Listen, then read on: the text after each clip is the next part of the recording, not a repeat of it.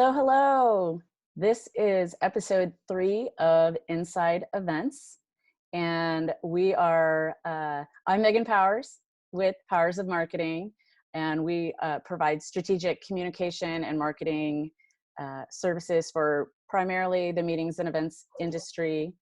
And I'm here with you with our guest news chat friend, Christy Lamagna. Hi, Christy. How are you? Hi, Megan. I'm super. I'm so happy to be working with you because I adore your stuff, and to be able to participate is awesome. So, hi. Oh, well, thanks. Hi. So this is take 2 of the first half of episode 3. The thing about live events is that sometimes things go wrong. And while the content is amazing, the audio had some issues being at a live event with the ambient noise and several other things with audio equipment. So we're going to revisit the news that we discussed that was super hot news at the time, still very relevant today. Big news still. And we'll roll well into the second half that we're using with our guest, who is Annette Gregg from MPI. So really, while I was at IMEX, it was super fun to meet a new team member of Swapcard's, Matthew Ryan, and it was really fun to share this podcast with the industry. I know there's a handful of podcasts now and more coming on the scene, I think, which shows the relevance of this medium. And it was just cool to be able to tell, a lot of people hadn't heard about Swapcard. And so being able to tell them about the matchmaking that they have using AI was really cool. And it was the 9th annual IMEX America. So, and I've been to every one. It's this is your 9th one too, right? Yeah, wonderful, very worthwhile show to attend if you have not been. I know they're going to hit it out of the park for their 10th anniversary next year. So I would plan on that next September in Las Vegas. Okay, so announced was some good news at the show, but I'm going to read Christy's bio here real quick. Christy Lamagna, CMP, CMM, CTSM, all the things she is certified in. She's a CEO and master strategist at Strategic Meetings and Events, and a master life strategist at Life Lived Strategically. Christy is a professional speaker, writer, coach, and proud owner of Strategic Meetings and Events. Her team produces goal-driven event investments that support sales cycles and bring marketing messages to life. She has devoted 3 decades of her life to creating, refining, and executing strategic plans.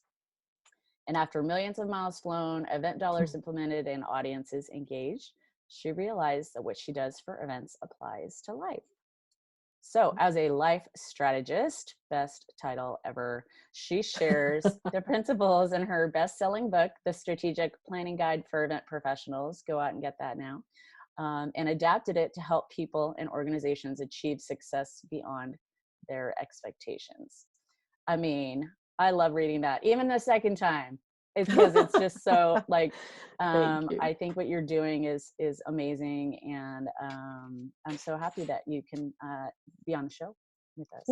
Me too. And I know that the audio glitches are not a good thing, but I kind of looked at it as the gift in it was that we get to work together a second time. Oh, so that's sweet. I'm happy. Yes. It was like an on-site dress rehearsal, and now we're back at home. Exactly.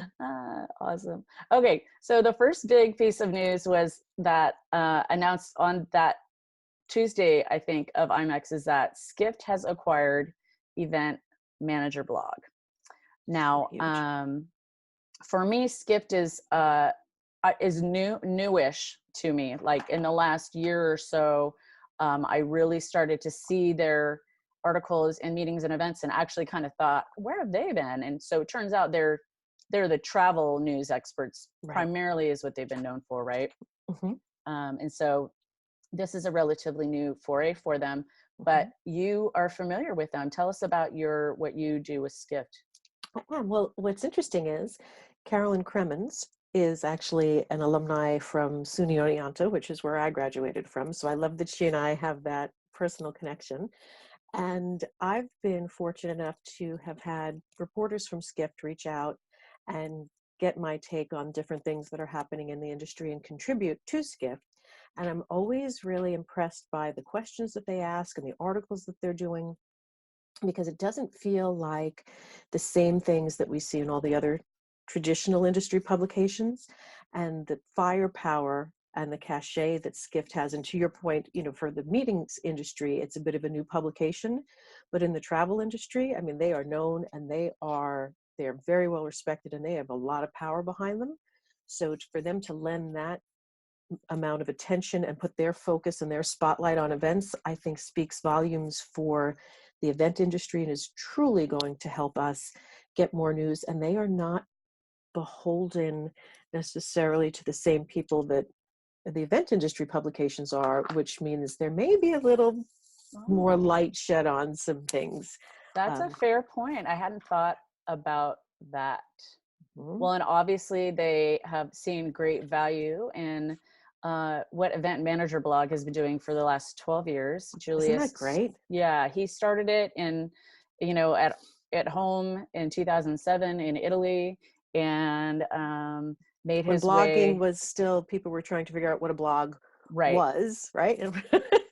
Yeah. Right. But I would say, like, by and large, he's been the primary one. He's been the go-to.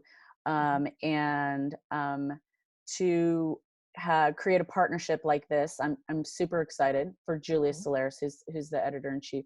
He was on episode 1. He was our first guest of this podcast. So be sure to check that out. Yeah, if you haven't yet. So so what do you think? So Event Manager Blog has over 300,000 readers a month.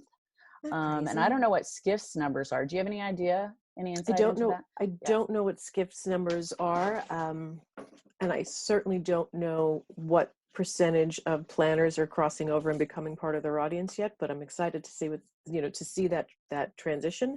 But no, I have to be honest, I don't know what Skift's numbers are.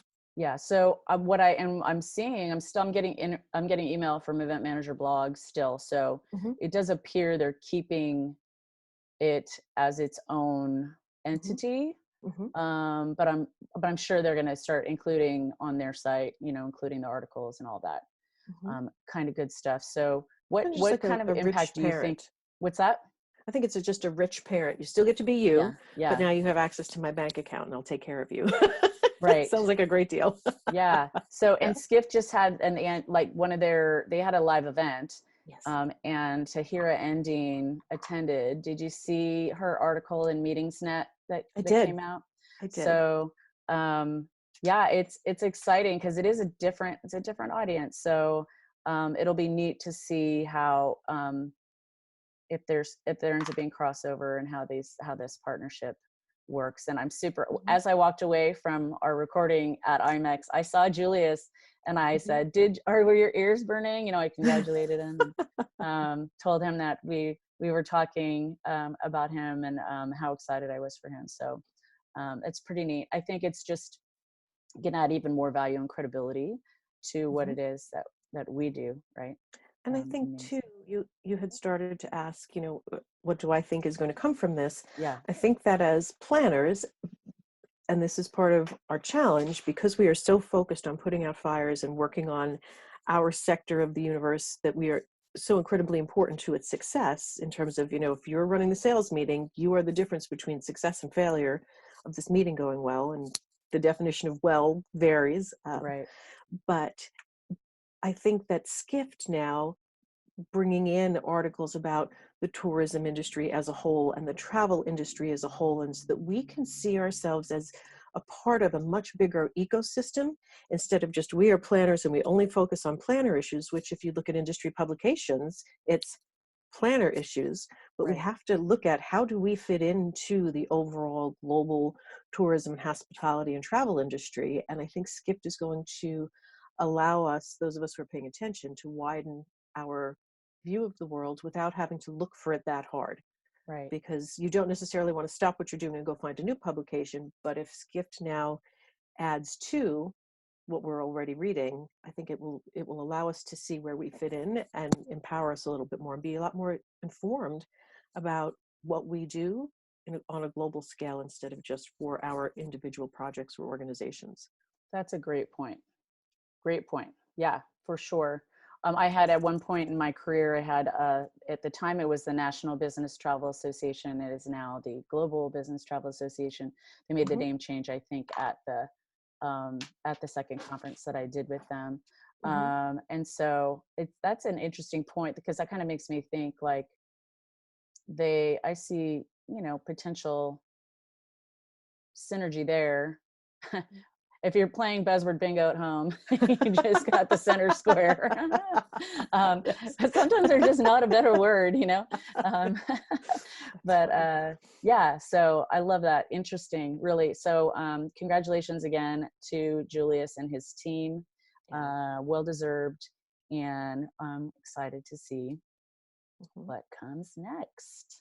Yes, and I just want to mention real quick, people see the Julian's success and wow, this is fabulous. What people don't see is from when he started on his, let's imagine, kitchen table in Italy, and what it took to get those 300,000 followers.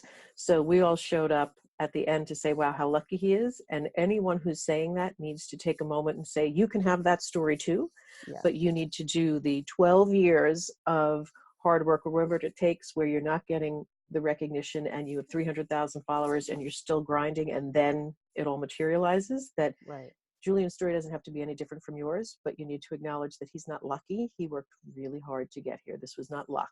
This was strategic and just nose to the grindstone, and a passion that he turned into. Nobody knew he was there, and in 2007, who knew what a blog was, to now being what he is. So if you think he's lucky, just take a pause and decide the harder you work, the luckier you will get. I like to turn the word luck into fortune, because people say that to me. You travel so much, you're so lucky. I am fortunate, no question, but it's not about luck. I'm you make your own reality, and to see that he manifested this in that way is super, super cool. And that's another buzzword bingo. Manifested? Yeah. Okay. All right. So we're going to get the whole box filled in. All right. Okay. So something new, that it's not new, but new to be talking about within the meetings and events space is neuroscience. I personally never thought I'd be talking about neuroscience, nor did I think that I would take a class at IMEX that covered it, and then right after that read an article that MeetingsNet put out. And their article title is Neuroscience-Based Tips to Improve Your Attendees' Learning. Basically, the idea being good fuel, variety, repetition, exercise, and follow-up are all things that are going to help our attendees retain. So it says the more you know about what's actually going between your attendees' ears, the better chance you have of educating them in a way that makes the learning stick. And this was the message of an immunologist and science educator, Dr. Frederick Bertley, at the ASAE annual conference that was in August. It goes on to say, effective adult learning requires exercises that promote neuroplasticity, the building of new synapses or pathways between the remaining neurons. What's more, those exercises should be varied, much like an athlete builds muscle and coordination through cross-training, rather than through repetition of a few single exercises. So, and then Janet Spurstad taught a class. It was a 2.5-hour workshop called The DNA of Learning, and she talked a lot about neuroplasticity and how it all works, and giving us tips on how to understand, in terms of leadership within our space, but applied really to life. How to understand how to work with other people, and why things may be happening the way they are. So I know you know Janet and how smart she is, and of course she did a wonderful job for us, and I just thought it was super neat that this article came out. So having said all that, are you working these types of things into your strategies within the experiences that you're creating? Absolutely. So one of the things interesting. So, my buzzword and everything that I do has strategy, and it's, everything has to be strategic. But one of the things that my book talks about, and it's just true, which is why my next book, Life, the Ultimate Event, because life is an event and everything comes back to strategy, which is starting with a goal and how do you plan to reach that goal, is that if we think about marketing, if you were to, whomever you are who's watching, you were to go to your boss or you were to decide you're going to take all your advertising dollars and pick one day and you're going to do all your advertising in one day, would that be a good idea? And the answer is obviously no, because what happens to the other 364 days a year? We know that people need to see something, and it turns out it's the rule of 7, at least 7 times before they're prompted to take action. So if we know that, and our marketing departments are in advertising just for one day and are built around constantly touching in their audiences, think about our events where we may bring in a Janet or whomever, and we say, okay, she's going to teach this class for 2.5 hours, or Tony Robbins is going to come in and we're going to pay him, 6 figures. And then we don't hear from them again because we go to the meeting and we say, okay, this is what we're teaching people, and everybody should change. So these are the same humans that have to be advertised to 7 times before they take action to do something. Yet at our meetings, we say, well, Janet gave a 2.5 hour class. Why hasn't anybody changed? And so we just assume somehow human behavior changes when we put someone in a ballroom. So strategy is about 2 things. It's about a couple things, but one is, how does your audience learn? We're looking at 4, sometimes 5 generations of learners in a room. Every generation has a learning style, and every person, visual learner, spatial learner, interactive. So you've got all of these dynamics, and then you put them in a ballroom. There's no way you can possibly in a ballroom teach to every single generation and every single learning style, and you're not reinforcing it. So creating content based on what your audience needs. Don't say what you want to say. Give people what they want to hear, not what you want to say. And there's a big difference there. And then follow up with that content. When you hire a speaker, say, Megan, I'm going to hire you to teach me about how to do effective podcasts. So you're going to come speak to my group, but now I need 12 bite-sized pieces of content from you so that every month for a year, you're going to do a tip, you're going to do an article, you're going to do a quote, whatever it is. And we need to keep marketing to our audiences. An event shouldn't be a single moment in time. When you talk about neuroplasticity, well, then we need to continue to change the way we present to people. So it could be a white paper, it could be a blog, it could be a webinar, it could be a graphic, so change how you're touching people with that message, but continue it, because that's how people need to learn. And don't put people in a ballroom, put them in smaller rooms, let them work for X amount of minutes before they get a break. And everything about meetings and strategy is about how humans learn. We're trying to influence behavior. Right. And as planners, we tend to focus on just the logistics, whereas people come to network and for content, and they're not going to come to network if the content isn't good. So it's so powerful, and it's ironic that this is somehow coming out as it's new. It's finally something we're paying attention to.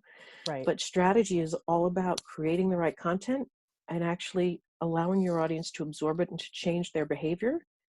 And you can't just do it at the event. One time doesn't change anything, because we all left IMEX with these great ideas, and like, here is my list of the business cards I still have to get in touch with from people from IMEX, because life intervenes. Right.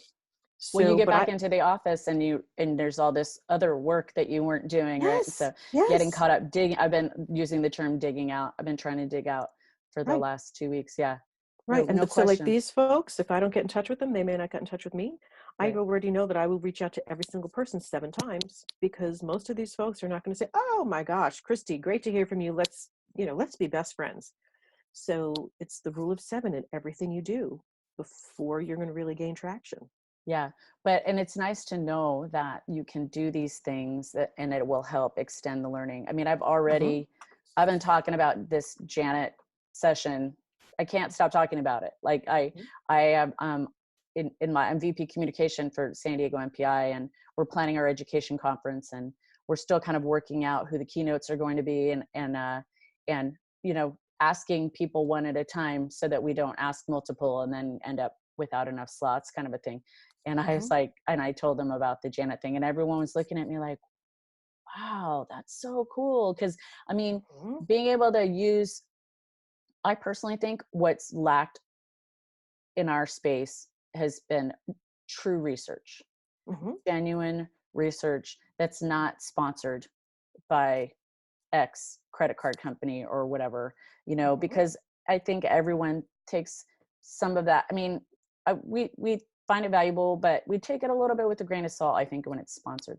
When it's an, academic, really true research mhm, that shows how we can increase value for our attendees, which mhm, then will in turn hopefully increase the value for their organizations and the things that they're doing. I mean, mhm. it's huge. It's huge because we're constantly Yeah. trying to prove our value, right? Well, and the Because it's research the first thing takes to it. get cut. Oh, Absolutely. face-to-face events, marketing, those are the first things that tend to Mhm, get cut when budgets are looked at. mhm. And one of the key things that you just said is, hopefully that will change.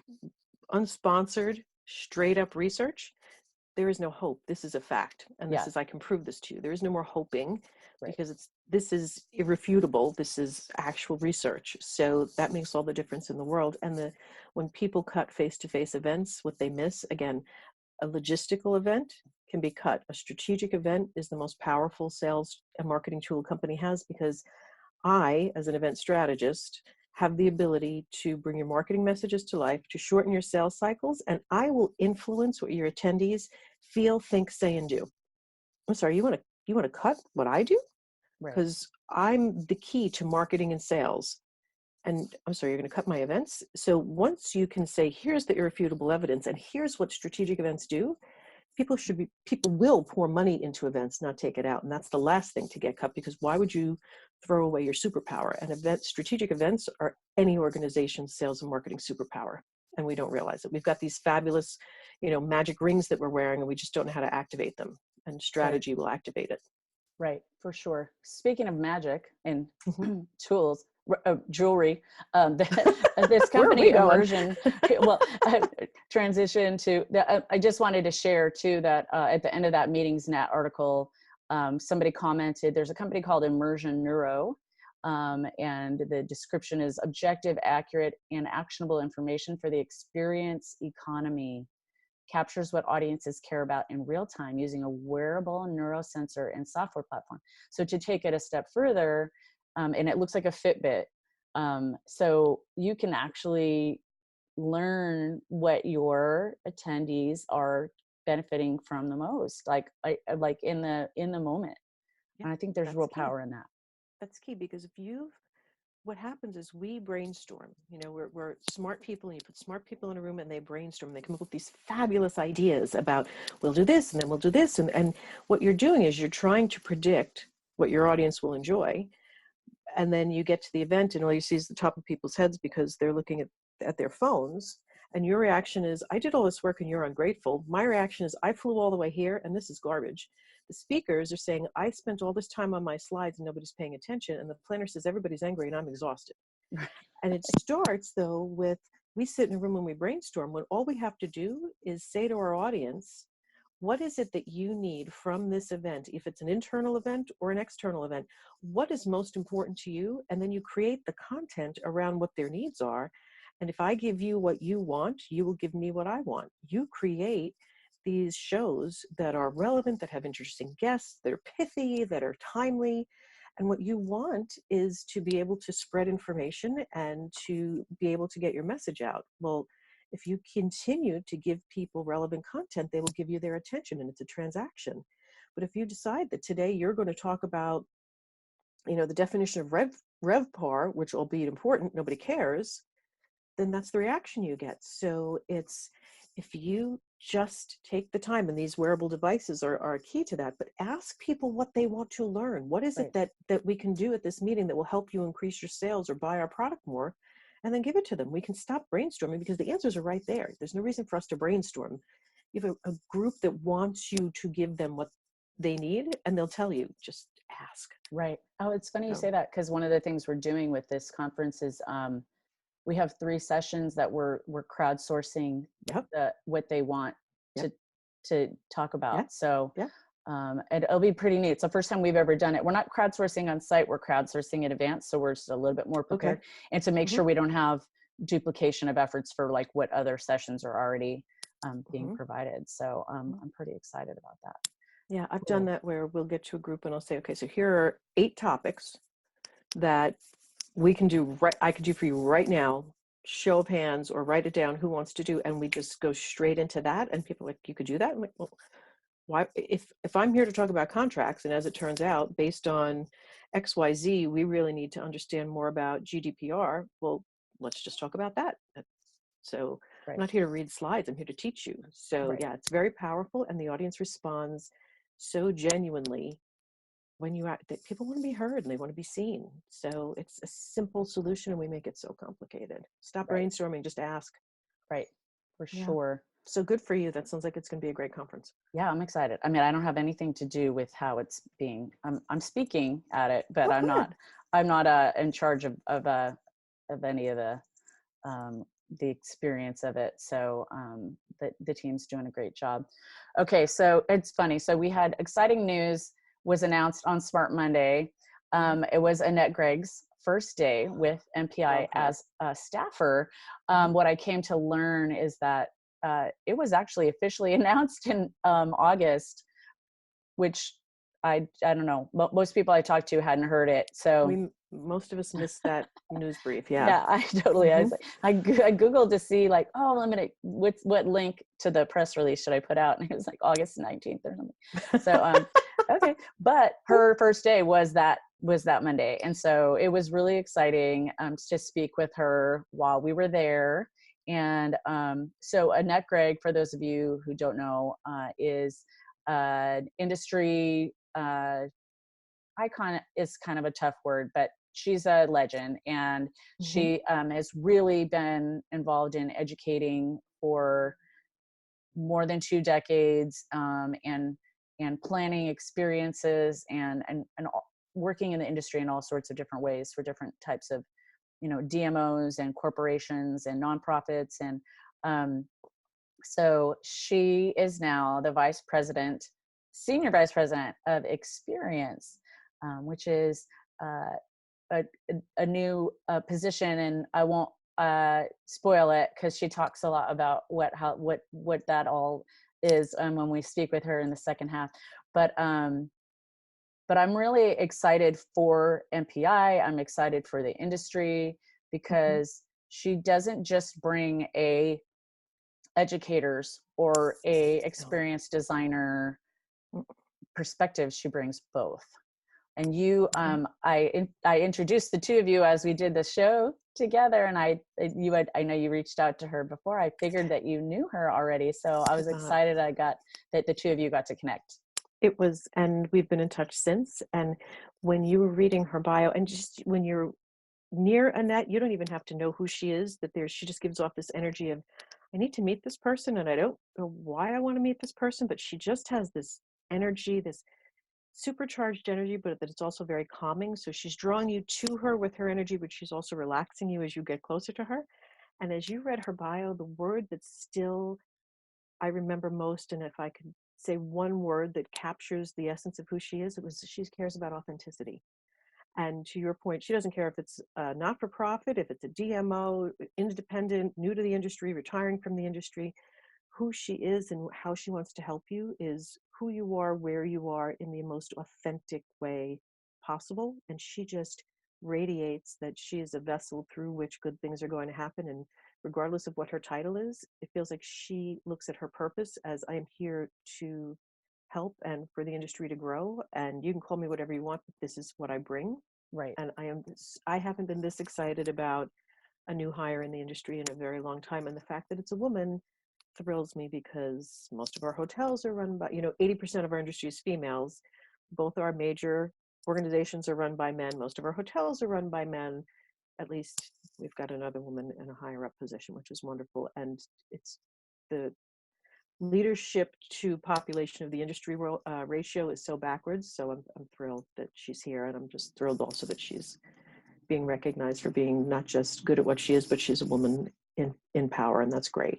Yeah. So, and this also speaks to, aside from her being amazing, changes that MPI is making. Yes, So exciting. lots of shifts. So I believe this position had been open for quite a while, but now with her new hire, first of all, they've made education a priority. They've made elevating women a priority. At IMEX, there was a whole track called She Means Business, which was lovely and awesome. I do wish more men were in there, because part of it is, right, them not just us talking to each other, but men like hearing our perspectives and kind of where we're coming from in this space. But then just yesterday or day before yesterday, an announcement from Paul Vandeventer that a couple of big positions have been eliminated within the office, the staff, and so I never question that. It is terrible to be on the receiving end of having your position eliminated, but I think to the end that they're trying to get to, I think that making shifts and making moves is all for the better, and that will come to fruition. We'll see how that comes to play, right? Every time you and I do one of these, MPI makes this big announcement. So we should just keep doing this, because MPI is just, the timing is incredible. The Christy and Megan show. Yes, yeah. Okay, so I really, I can't even, the words can't express how much I appreciate you coming back and doing this again with me. This is fun. And this is, in 49 episodes that I have recorded, I have only had issues twice, and both of those issues were the same week when I tried to do an interview in person. But that's the thing, that like you kind of, it's like capturing lightning in a bottle, right? Like sometimes you just have to go for it because the people are there. And I felt like while we were at IMEX, the energy was high, and it was a perfect chance to be, the first to interview, or one of the first to interview Annette Gregg in her new role. So that portion of, so those of you watching the videos, you'll see we look different. We're actually in the same room together. But I really, I thank you so much, Christy, for being with us. And you and I will be on with Annette in the second half of the show. And we are back for the second half of Inside Events with our guest, Annette Gregg. Again, super cool to be in the same room with the people rather than seeing you on the screen. I'm right. So for those, how about that you arranged this interview before Annette's big announcement? Yes, that's how good you are. I asked her to be on the show before I knew she was starting to work for MPI this Monday. You're right. You're the first one. You're breaking. She broke the story. Wow, so close. All right, so I'm going to give a little, for those of you who have been under a rock and have not heard of Annette Gregg. She is, so the mission of all that she does and the value that underpins her every interaction, whether it be leading a team, training, or speaking, is helping people live more authentic, inspired, and successful lives. That's pretty awesome. And as Vice President of Experience, like what a cool title. Like I just love that. You're definitely going to do that in spades for your team and for the industry as an extension of that, 100%. So her background includes executive marketing, sales, and event operations positions for corporations, associations, and nonprofits, having worked for several different kinds of organizations in both the meetings and event space. And she teaches at San Diego State. She presents keynotes and seminars globally on a wide range of topics, from diversity programs to contract negotiation to personal development. And she is especially driven to help elevate women in the workplace. And we're going to touch on that a little bit. So, all right. So let's start straight away with tell us why you made the move. And I mean, it could be obvious, maybe not. And then about the role that you're taking on and kind of like how that's rolling out. Yeah, well, I joined Meeting Professionals International, MPI, in 1996, and from one of our co-mentors, Terry Brining, who I was working for at the time. And it really has become such a gift professionally and personally. When you think about it, I didn't even know what a professional association was if it wasn't for Terry. And when you look back at 25, 30 years of a career, and gosh, my closest friendships, my most successful business enterprises, all of that can dotted line or a real clear line to MPI. So I joined the board of MPI. I was on the chapter leadership for Southern California chapter and been very involved in San Diego chapter, but I joined the board, the international board, about 5 years ago. And I was nominated for chair-elect in 2020. So kind of marching down that road, that was going to be the pinnacle of my volunteerhood, is, then you go for chair and then you're kind of done and you just keep doing your thing. And surprise. And this position has been vacant for a year. So the position oversees 2 divisions at MPI, events and education. And they had 2 people leading those individual divisions, but they both left. One was gone for about a year and the other one maybe 6 months. So they realized, well, they really should be integrated. The number 1 and 2 value offerings for a member of MPI is the education and the events, where they get to network and build business bonds and everything else. So at our board meeting about 3 months ago in Toronto, they were talking about the search, and we called this unicorn. We couldn't find this unicorn. We'd been looking for about 6 months, and the challenge. I know, feeling it. Did you sit there and say, like, this sounds like me? Did you kind of in the back of your head say, well, I could do this? It's really funny you ask that, Christy, because at first, when you're not unhappy, in my last job, PRA, great company, treated me well. So I was just thinking, as a board member, and I actually started recruiting my friends for the position. And I said, oh, you should go for this, you should go for this. And to be fair, they were really looking for a Dallas-based candidate. They would have preferred that. And I live in San Diego and have no intention of leaving San Diego. So I didn't even think about it for me until about 3 months after the search started, and we were in Toronto. And they said, we haven't found the unicorn. And I think the challenges with the role is that they have found event professionals and even experienced designers, but not education background, or educators, content curriculum development, but haven't monetized events. It's not just designing, we have to make money, right? Associations make money on events. So just coincidentally, I have both those prongs in my background. And then it really is the stuff I love to do. Yeah. Did someone say to you, Bridget, why don't you apply?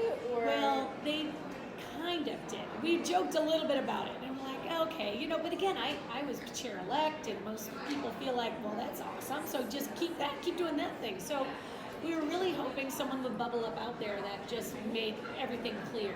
And so for me personally, I'm a doer, probably like both of you. And I looked at this thing and I said, doggone it, I'm going to go for that. I can do that. And so it was about 6 weeks of interview, really rigorous interview process, I have to tell you, which is important because I'm such an insider at MPI, it's important for them and important for me. I want the best candidate for this position, and I don't want any speculation that I had an easy road getting this role, so for me personally or for them. So I interviewed with 16 people. Oh my gosh, Annette, you've met everybody twice. Oh my Lord. I mean, I asked a lot of questions. They asked a lot of questions. 16 people, 6 weeks of interviews. And by the end, it was real clear. I was super excited about the role. They were excited about me. And here we are. So then I think the question that's on everyone's minds is what happens with the chair-elect. Are you still going to do that?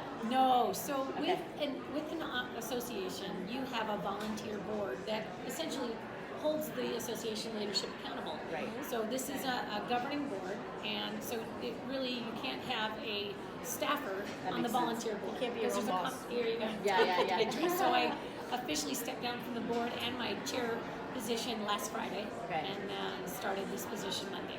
Okay, so does the person who was next in line for chair-elect, how's that? It's a fair question. This is the first time it's really happened. We've had a few other times in the 40-year history of the association where board members have become staff, but this is the first time that a chair-elect stepped down to become staff. So what the bylaws allow for is anyone that's currently on the board can throw their hat in the ring for 2020 chair. And then there's a board selection committee that was already convened because they have to do board selection for the 2021 slate anyway.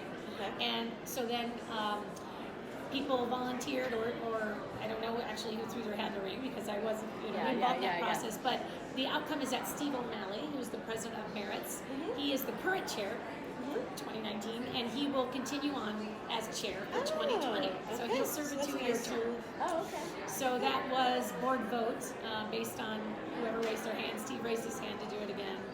And actually, you know, he's thrilled because he gets really just 9 months in now. You're just kind of getting the hang of I was it, just right? going to say that, yeah. And he gets to really see things humming along. And then for the staff, they love it because continuity is really critical. And to get a new leader, you know, new volunteer leader every year is tough. So This might be the start of a new policy because it does make more sense. It takes me 3 months to figure out where the bathrooms are. 3 more, you know what I mean? Like truly, you don't know what's going on. something to think And about. 9 months, I finally have this all figured out. Now I know what I can do, and I have actually time to do it. It's something. It's really something to think about. I mean, one shift is. Quick aside, one thing I've seen in the years of MPI, what they've done well is really take the emphasis off of the volunteer leader as you know the face, because the MPI's continuity is about its strategic plan, and that is a multi-year strategic plan. So whoever's sitting as the volunteer chair, the strategic plan shouldn't waver with every volunteer chair. The volunteer chair should continue to help drive that, and they've done a really good job with that. Right. Yeah, well, and San Diego was going to have back-to-back, or, you know, 2 out of the last 3 years had the chair, but we like you in this role, too. It's pretty special. We have a lot of San Yeah. Diego representation. We do. It's true. Amanda Armstrong, who served as chair last time. Yep. Yep. And President and CEO Paul Vandeventer lives in San Diego You County, guys are heavy in hitters Carlsbad. out in that branch. So, You really yeah. are. It's the sunshine. It is. We're all pretty happy. Yeah. So, Annette, you've been such an integral part of the industry, and you have a unique perspective. So, as you look at now from an MPI official perspective, what do you look at and say, this is the #1 problem that I feel like I need to address? Like, this is my #1 initiative in this spot. Right. Oh boy, that's a good one.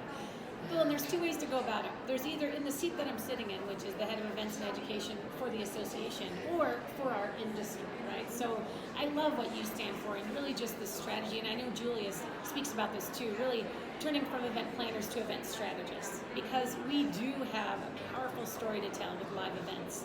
And we have to give people the data and also the skill set to articulate that strategy, articulate that ROI, and why what we do is so powerful.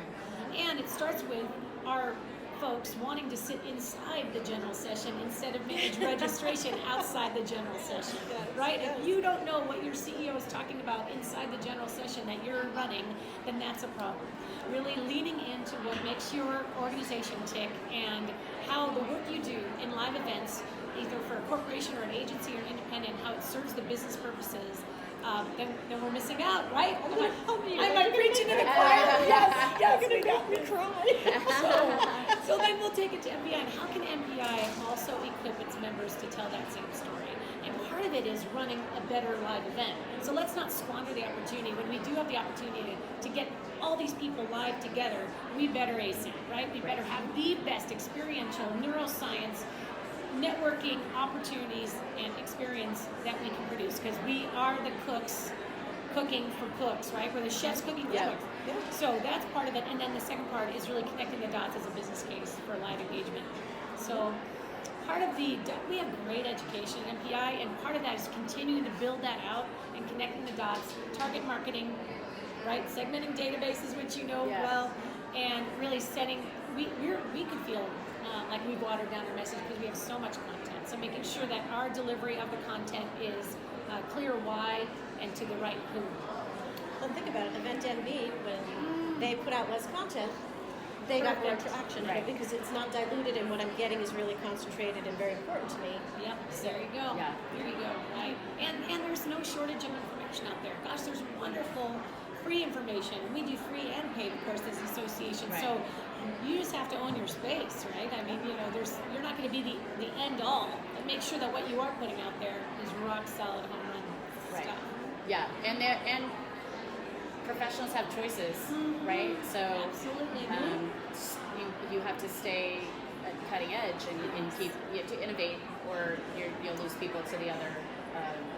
Absolutely. What if there's like 140 now or something crazy? Oh, meeting yeah. event association. associations. Oh my I gosh. heard that number, I thought, what? Even But- under EIC, there's 33, and that's, it's really hard for, think about a 23-year-old just getting off college, and she wants to enter the space. We're throwing all these acronyms at her. If we didn't have somebody, if Terry didn't tell me about MPI, I'd still, who knows? Yes. So we have to help even that next generation of people in our space Especially that navigate. generation. Yeah. Right? Truly. I mean, We've already really- found our way. Right. So Right. And we have to make sure that as an industry we're working together instead of against each other. For sure. We're not competing for members here. There's a huge universe of live event professionals. And whether or not you want them as a member or just somebody who reads your stuff, there's plenty out there. So let's all march to the same drum. Yeah, for sure. Okay, so technology. I want to talk technology. It plays a big part in experiences, and but it still seems to be the number one thing that planners say that they understand the least about, or that they are afraid of, or they shy away from. They don't go out to RFP for their AV because they don't get it, and it's just easier to just stay status quo and just keep doing what they've been doing. But also with all the event apps, like I think we can all agree that having an app for your event is no longer a question. It's not like cutting edge anymore. If you don't have it, you are way behind. It's like not having a website anymore. So then the questions become like, okay, so which one do I pick? And like someone was just saying to me yesterday, not any one of them has everything we want, so it's a matter of picking one that has the things that matter most. So I'm just curious why you think that is, that the planners are so shy away from tech, and then how can technology companies help to educate so that there's less friction with that?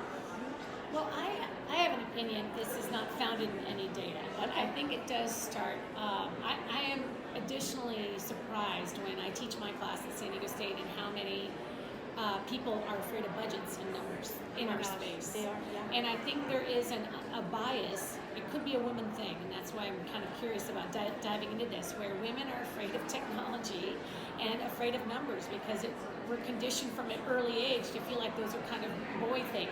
Boys deal with gaming, boys deal with numbers, and women deal with the creative side. And so I think we have to demystify it. I think we might need some different names for things, and we need to give them really hands-on touch. This is not as scary as you think, Right. and real. I remember designing an app for a conference we put on, and the tools are so good now. Yeah. They're so easy to use. I think there's a misconception that I'm sitting back there writing code. It's like, no, when I'm in charge of my event app, they've made it so easy for me. I just have to do the content. These folks want to help you be successful. So I would just encourage everybody to lean in and try it. Try to take on one piece of technology that scares you, whether it's creating your event app, working with one of these great products that are out there, or going to an AV basics class, audiovisual basics class, learning what an LCD projector is and what the different types of basic equipment. They'll talk to you in the back of the house. Yeah. They'll give you a quick tutorial just to get to demystify it. For sure. I had a client briefly, Trade Show Internet, and they basically provide an alternative solution to using the in-house internet. And I did a market research program for them, or project, and I interviewed 38 event planners and technology people, like people in the AV space, and generally speaking, it was shocking to me, like how they didn't understand that they have a choice, that the FCC says that you have a choice, and all those kinds of things, but most of them too were like, they just kind of, I'll just check the box. I just want to, just give it to me, even though it's it's outrageously expensive, but so That's an interesting one too, is just in the scope of time, they would pay more if they could just check that box. Absolutely. So there could be, But maybe. what I told them was, what my biggest takeaway was that they need to educate the industry. You need to dedicate time and effort into talking at MPI regional meetings, or in their town or wherever, just to explain like how it all works. Yeah. So okay, Miss Christy. Do we have another minute? Can I We ask you another have question? time. No, please. Fabulous. So when Megan was reading your bio, the word that popped out for me was authenticity. And so tell me how you're going to bring your authenticity to the job, and what do you see that as, and how does that translate to what you do? Yeah, thanks for asking that. And I am a big fan of Brene Brown and watched her video. She has a TED Talk, one of the top watched TED Talks on vulnerability and authenticity. And for me, I read that, or saw that probably 10, maybe 7 years ago. And it was really life-changing, because I think as an A-type woman, I don't think women give themselves a lot of grace to be authentic and vulnerable, and we're achievers. I mean, look at the two of you, entrepreneurs, and we pile a lot on ourselves. We have very high expectations of ourselves, and we all know as humans we need the break. We need to give ourselves a break mentally and emotionally. And so authenticity for me has been a journey that I've been on, because I think you get a little older too. I turned 50 this year, and by the way, this whole time I'm thinking, Annette's really rocking it, because at 35, she just got this huge job. And I know you have 20 years experience, but in my head, you're 35, so. Thank you. Well, I think that you just learn to own who you are at some point. I mean, I'm very clear on my value proposition, professionally and personally, and there's a lot of freedom in that. When you get to that point where you know who you are, you know your brand's been solid, my relationships are reciprocal, they're not one way, and I've intentionally built that over years and years, of giving and asking for help. And so to show up authentically for me is the end game, right? Where I can find a profession where I can bring my full self to this job, and the people that hired me know me very well because they've been on the board with me for a long time. So it was actually just a very comfortable process, because they know who I am and they've embraced it, and I can know that I don't have to fake it either. I don't have to be anybody else but me and bring my full suite of offerings to them. So that's my hope for all women and men. So we should all aspire to that. Yeah. Amen. Yeah. And Maybe making give yourself permission to do that. Right. And that's a big piece of it, is you give yourself permission to be who you are, and that's okay. Right. And I think part of that too is if you're okay with not knowing all the answers and not being right every time and not doing everything personally, there's a lot of freedom in that. Yeah. And then, Yes. so I know I don't know all the answers, and I never have espoused to know them all, and I'm really okay with asking more questions than giving more answers. Right. And so I think that approach frees you up, and also just engenders you to more people, right? Builds better relationships. That's It's just good leadership. I was just going to say, any boss I've ever had that could admit he was wrong, well, I have so much more respect for someone who will admit that they're wrong than someone who will try to cover it up or try to make excuses. And so, yeah. Instantly relatable, like thank you. Yeah. So I don't need to be right all the time either. Right. Yeah. 100%. And you always want to work with people smarter than you. Sure. Right? Because I don't want to be good at technology, so I'm going to hire you so that I don't have to worry about it. So, Right. And But you you're have a to be- lifelong learner. You're a learner. I want to learn all the time. I want to be curious. So I want to surround myself with people that are going to add to my knowledge base. yeah, For agreed. sure. Okay, I have a question for the two of y'all, and it's we kind of touched on this. So I've seen a big growth in the focus on women in events, not just here in the Experiential Marketing Summit. There were 3 different kinds of things you could attend that were for women. Men weren't excluded; men could come, but it was like for women. Yeah. Very few men actually were there, Yeah. which brings an interesting point too. The session that I was in with you the other day, it's like, if there's more men in there, then they'll maybe understand the relatedness will be. Anyway, that's not my point. My point of my question though is that we've always been here. We're 80% of the industry, so I'm curious what you all both think about why the sudden emphasis on setting us apart and making that a thing. Because actually somebody made a comment at the happy hour yesterday, the women in events happy hour, or event tech, women in event tech, I think it was the one that was. It was kind of funny, and we're kind of like, we don't get it. Yeah, So I had to explain it to him. So what do you think? Well, super passionate about this topic. Yes. So I don't know how much time we have today, but no.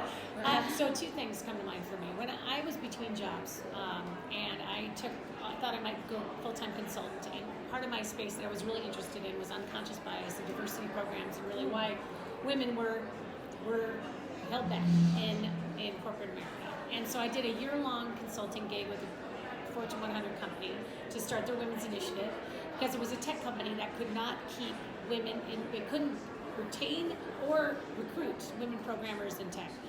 And so learn just a whole lot about some of the systems that are in place that do not support women in advancement.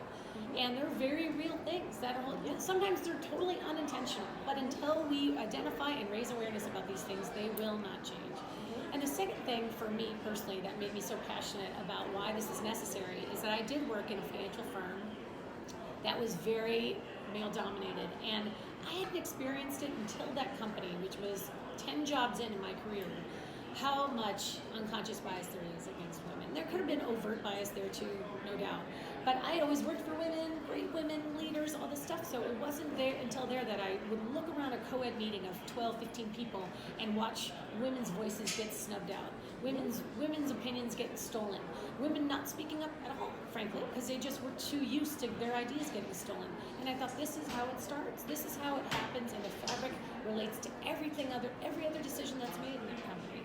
So until we create a space for women to come and talk comfortably and openly about these things, they're not going to change, because women are just going to feel like, well, this happened again. I think I'm getting paid less than my male counterpart, but what do I do about it? Right. So this just gives women a safe space to come and say, look, you're not alone, you're not crazy, you're not making it up. This stuff is real. And I so applaud MPI Women in MPI is an initiative I've been passionate about for 5 years at the board level. We finally launched it last year, because a lot of people couldn't see the need for it. Hey, Annette, we're already 80% women. It's not the point.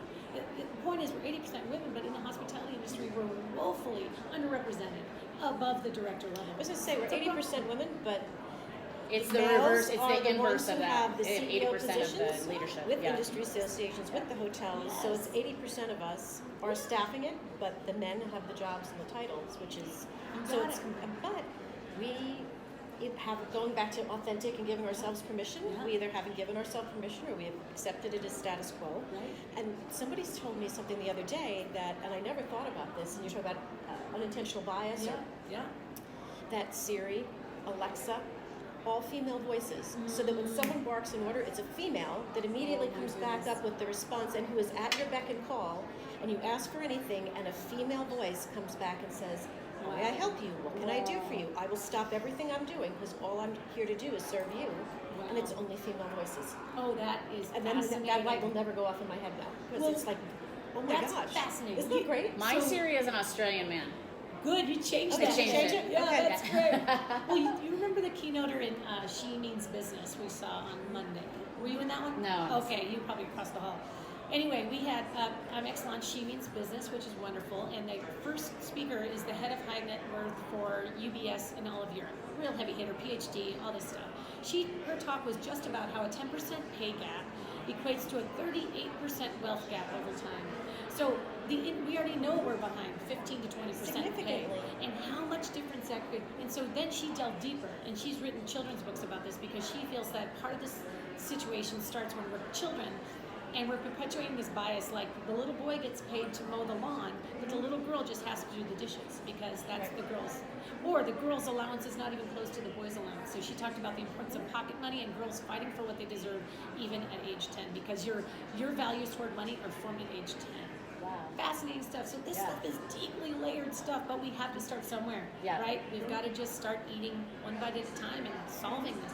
Even the lemonade stands, the boys sell the lemonade and the girls make the lemonade. Isn't that interesting? Like the younger sister, the sister makes the lemonade and the boys handle the money. And he's doing the money. Yep. Yeah, fascinating. You see it everywhere. You do. Yeah, you do. All right, so I like to end when we have time, and we do, with a quick, and I didn't prep you for this, so but if there's any kind of app or tech gadget or anything like that you're hot on these days? You know, someone just told me about two things that I'm going to look into. So they're both writing pads, because I still love to write. Yes. Me too. One of them, you can microwave Yes, it. I have one. I have one. It's the greatest thing in the world. So you write on it, and you microwave it, and it And the words go disappears. away. And you can QR code your writing, and it emails your notes Yes, to you. it's the greatest thing in the world. Oh, I gotta check it out. It's awesome. Because I don't want to get rid of the paper, you know. So Yeah, then the I'm other the one, same way. it's similar, and you write, and it looks like a notebook, and it actually it electronically captures the text, and you can email yourself the text. Oh, that one I don't Yeah, know. yeah. And then it disappears, so you just wipe it, and it disappears the text. Oh, my goodness. So I want to check those out. Yeah, there's one of those too that you can keep the words in there also if you want. but you can upload it to your computer. Because I'm the same way. And there's neuroscience behind how you retain when you've actually written it, different from. Yeah, Think and Grow Rich. Yeah. Write it down. I believe this. I do too. Oh I my do too. So I've been using my iRecorder a lot recently though, because I feel I am a note taker, but I know I miss things when I miss the next thing, right? Like you're writing and you're thinking so you're missing the next thing, and I feel like it's allowing me to be more engaged in the talk, and then I can re-listen to it. Smart. So Smart. And can I How about share you? one that's old Yeah. but Yes, of course. awesome? So it's not new technology, but it's the greatest thing in the world. It's called Sly Dial. Do you know what Sly Dial is? Okay. Oh my yeah. God! It's the greatest thing in the world. So Yeah. Sly Dial is if you have to talk to someone, but you don't have to, like if they're a long talker, or Okay. for people who are single and they don't want to break a date. Yeah. They have to, but they don't want to talk to the person. Yeah. You dial the number first, Okay. and then you put in the person's cell phone, and it automatically connects you to their voicemail. So you can leave a message, and you don't have to talk to them. And it's the greatest. It's the most beautiful thing in the great. world. I know. Love.